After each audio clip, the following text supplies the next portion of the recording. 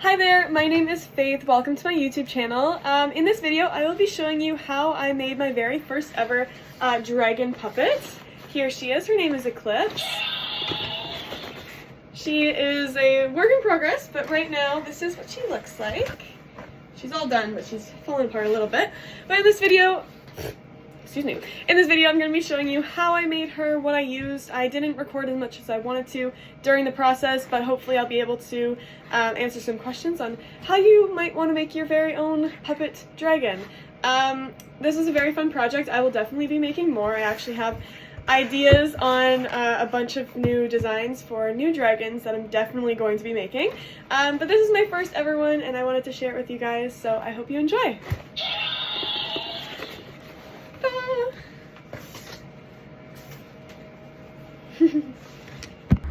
So here's Eclipse when she was first painted, first finished. This was in May. She's all fresh. Alright, let's start with the head. I'll try to keep this short and sweet.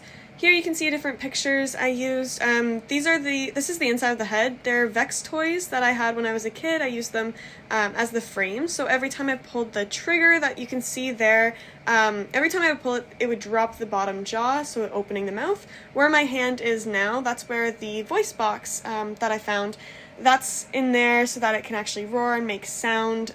That was really cool to find. So that's just tucked in there. I don't have to make it roar when I don't want to.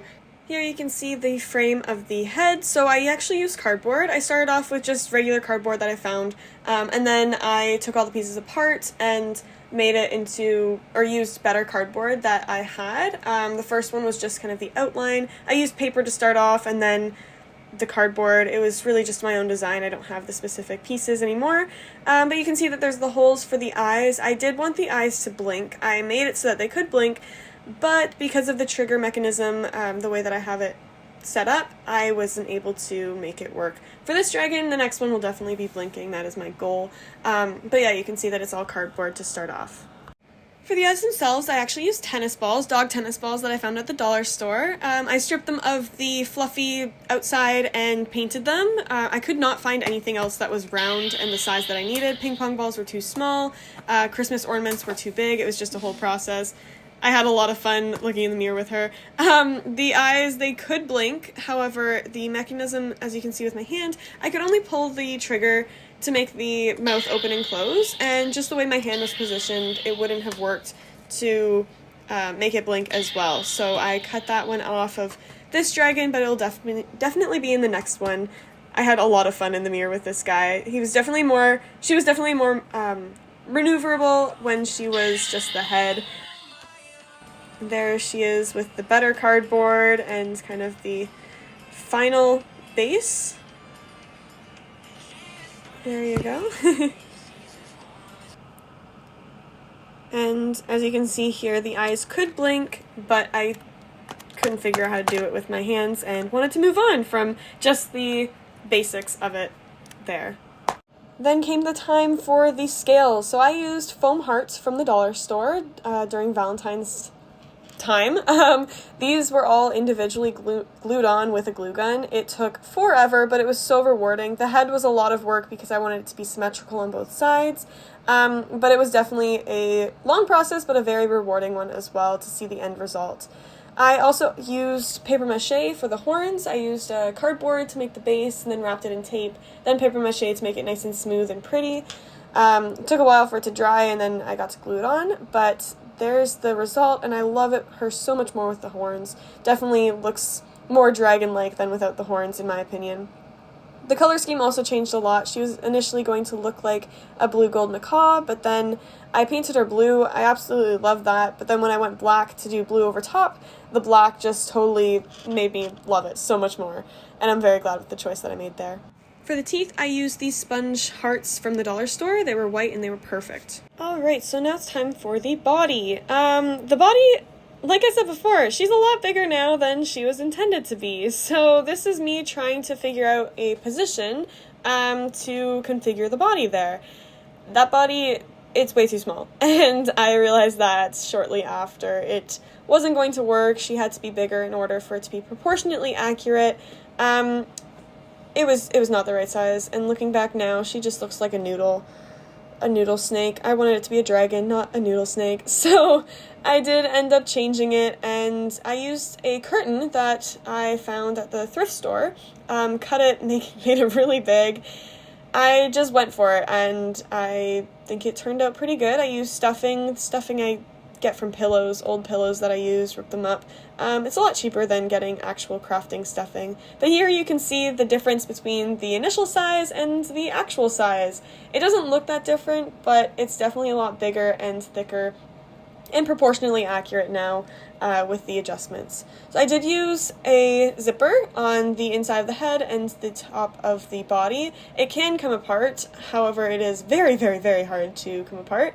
So now she wraps around my whole body. I used foam and cut them out each individually for the scales for the belly.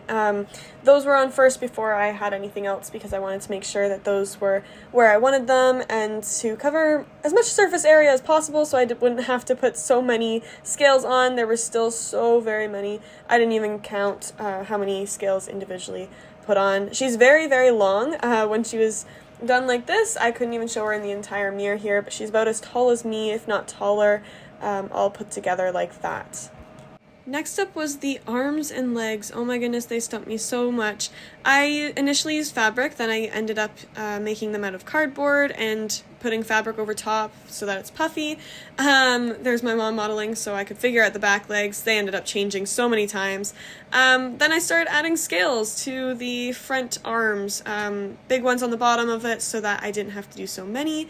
And then I started doing the entire body in scales. That took forever. Took some pictures before I painted it. As you can see here, I was so stumped on the back legs. I took a whole month break from it. I did end up figuring out how to do the legs. This is kind of a model. I was having way too much fun fiddling around with her in the mirror. It was a lot of fun to play with this dragon as I was making her. But those were kind of the back legs, the size, the placement, the shape that I wanted them. It was really hard to figure that out, especially with the inside leg and how to make it look natural and the right size. I was stumped for so long. My mom ended up saying, just do it. I'm like, thanks, Mom, that's not helpful.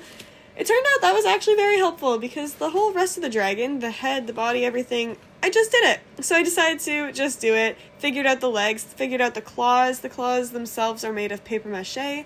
Had to wait for them to dry for so long, but while I was working on that, I made wire for the shape of the claws themselves and the hands, then put the foam around it, shoved a bunch of stuffing in it to make the shape, and ended up putting all the scales on. The same thing with the back legs, paper mache for the claws, and then a lot of scales all over. I actually ended up running out of the scales from the dollar store because Valentine's Day was over, so I couldn't actually get any more. I had to cut them out of the foam that I had to make some of the additional scales, but luckily I was nearly finished putting all of them on.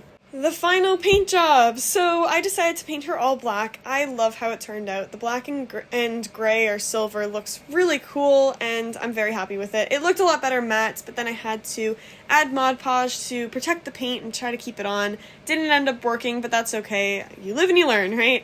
I did end up changing the wings. Here you can see that they're covered, but then I stripped them and decided to use a black fabric that I put into a bag with silver acrylic paint and water and mix it all together, let it dry for like 3 days. It was so wet. It was awesome though. And then the wire is for like the boning, and I used foam to make all of the pieces for the wings. And here you can see a creepy picture of her, but she is all done. She's all shiny. I'm not a fan of the shine, but that's okay.